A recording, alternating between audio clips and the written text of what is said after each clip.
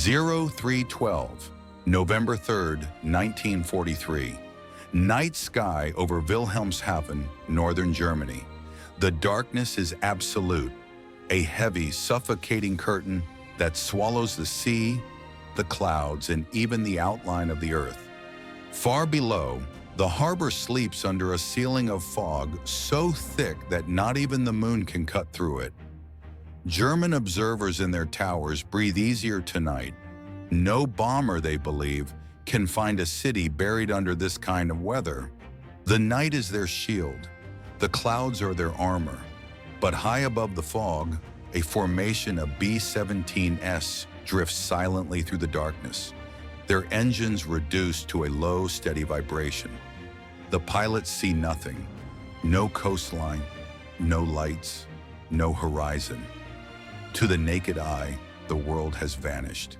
And yet, inside the lead bomber, in a cramped compartment lit only by a faint red glow, a circular radar screen flickers like a heartbeat in the dark, pale ghost shapes bloom across the glass.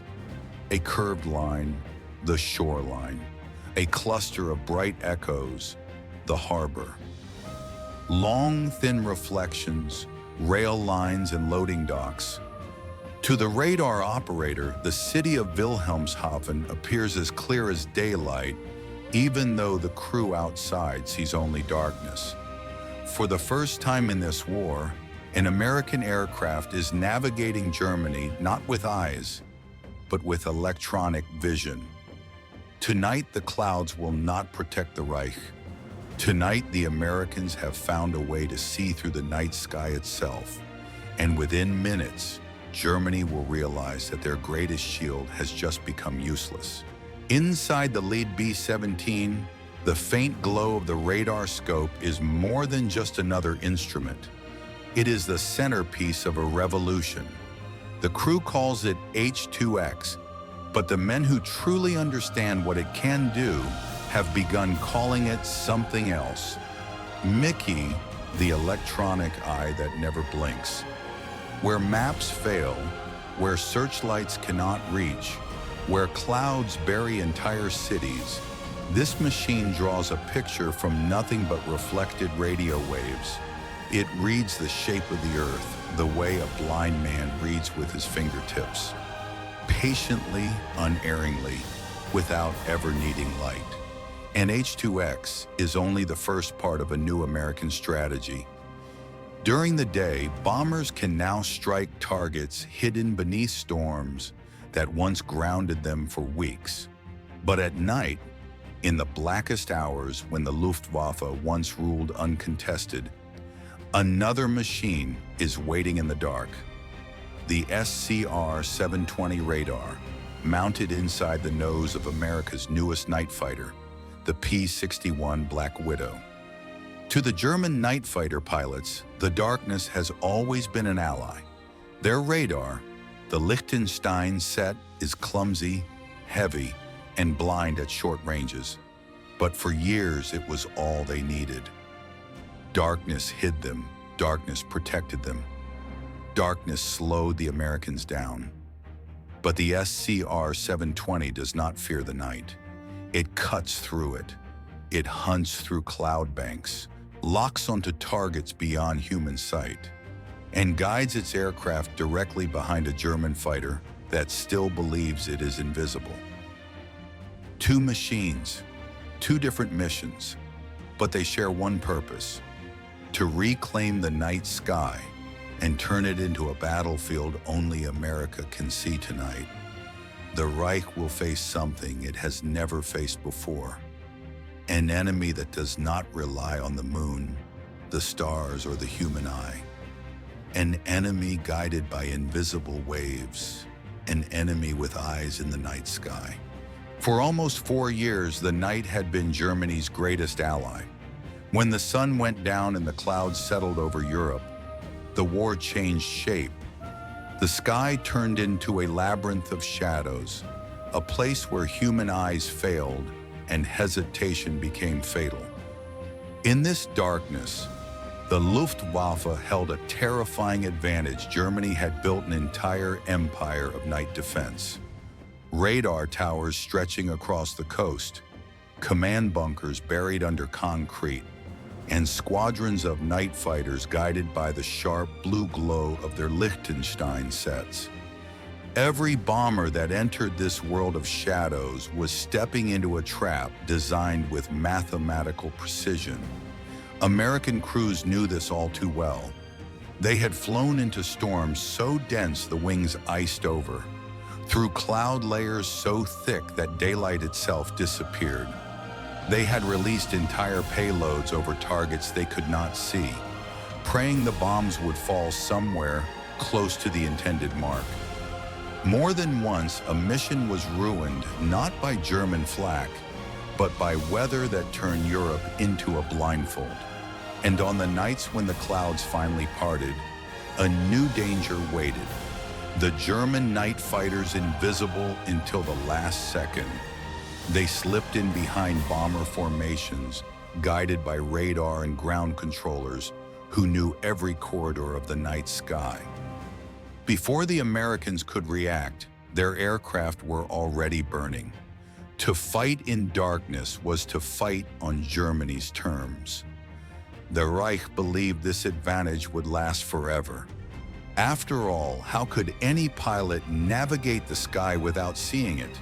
How could any bomber find a city hidden under clouds? How could any fighter hunt an enemy that disappeared into the black horizon?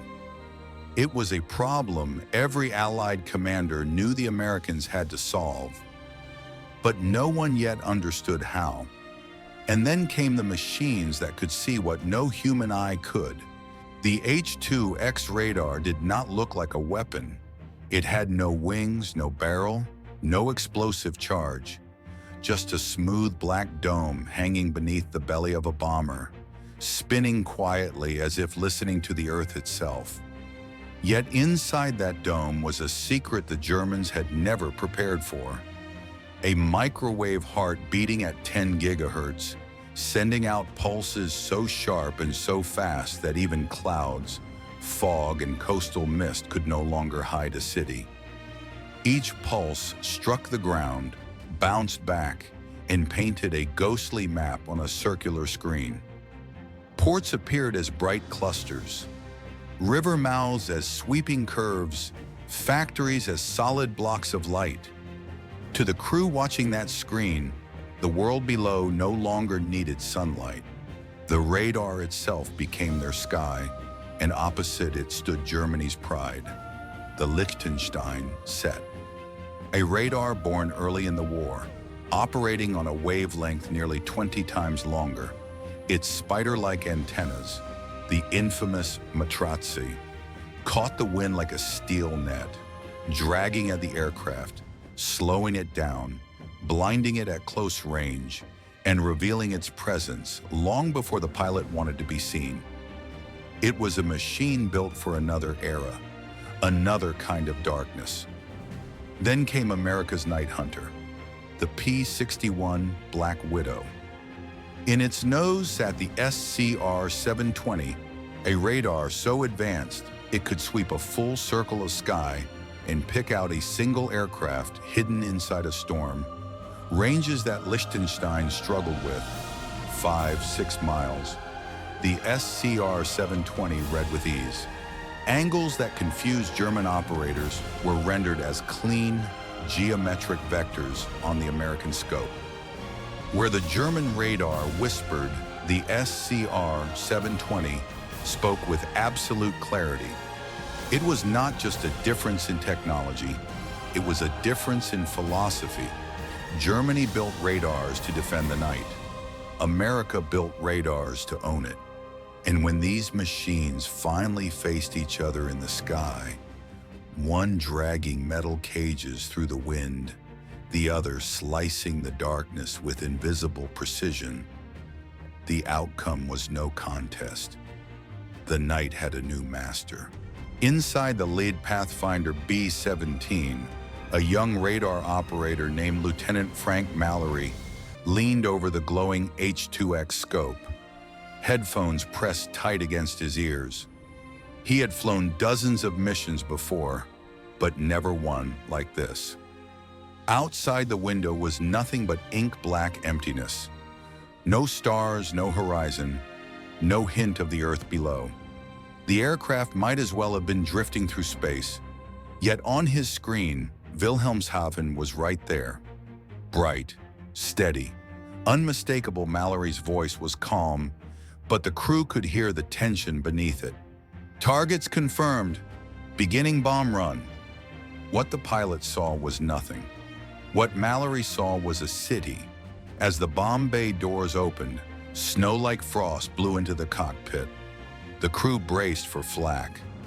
Any flicker of light below, any silhouette of German guns breaking through the clouds. But there was nothing. The Germans had not even sounded the alarm. How could they? They saw no planes. They heard no engines. To them, the night was empty. And then, far below the clouds, explosions ripped through the harbor. German officers rushed out of bunkers, shouting in confusion. It's impossible! They can't even see us! But the bombs kept falling, each one guided by a man staring into a radar screen 20,000 feet above them. Meanwhile, hundreds of miles away, another drama unfolded in the night. A lone German Ju-88 night fighter slipped through the darkness, engines throttled low to stay invisible. The pilot, Hauptmann Otto Keller, trusted the night, trusted the clouds, trusted the familiar glow of his Liechtenstein radar. But behind him, unseen, a P-61 Black Widow followed like a shadow with wings. In the rear cockpit of the P-61, radar operator Sergeant Harold Grant watched the SCR-720 scope paint the German aircraft as a perfect green blip. The Ju-88 zigzagged, changed altitude, dived into clouds. None of it mattered. The American radar tracked every move with cold, geometric precision. Grant whispered into his mic, "I've got him, bringing you in." And the Black Widow closed the gap. Keller never saw the enemy. He never even suspected one was there. A burst of 20mm fire tore through the night. The Ju-88 vanished into a falling spiral of sparks and flame. Gone before Keller understood that darkness no longer belonged to him. Two battles, two machines, two moments separated by distance, but united by the same truth. For the first time in the war, the night was not a hiding place. It was a battlefield America could see. At 4:09, the bomb struck with surgical precision.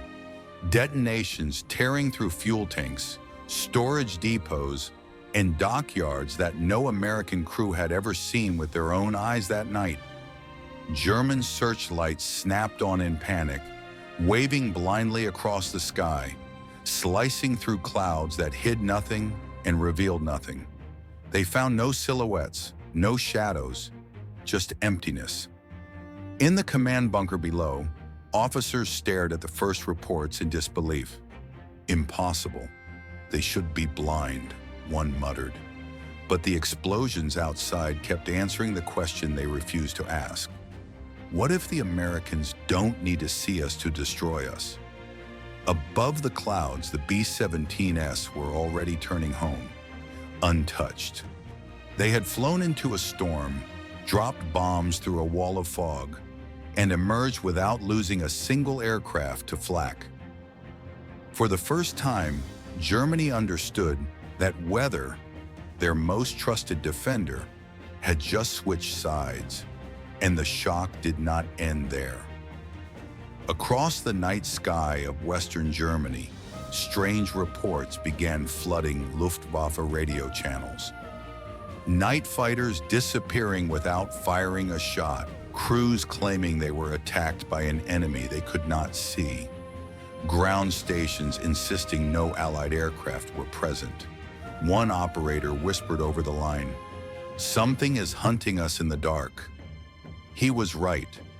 The P-61 Black Widows, guided by radar that cut through cloud and shadow alike, were slipping behind German fighters and ending the chase before it even began. Flames spiraled down across the countryside. Aircraft that had once dominated the night now falling like dying meteors. By dawn, the truth was undeniable. The bombs had hit their marks.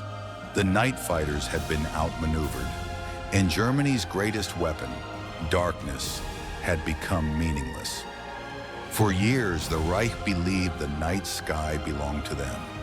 Tonight shattered that belief in a single blow. What happened over Wilhelmshaven that night did not end with a single raid.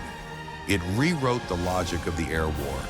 For months, Allied commanders had struggled with a truth no one wanted to admit.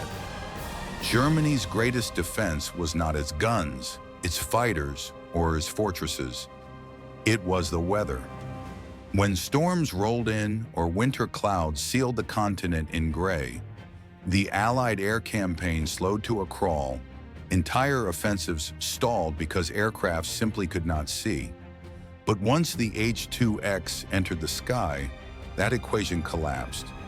Suddenly, cities that had been safe behind curtains of fog were exposed. Rail hubs that once disappeared beneath November storms were now mapped in bright echoes on a radar screen.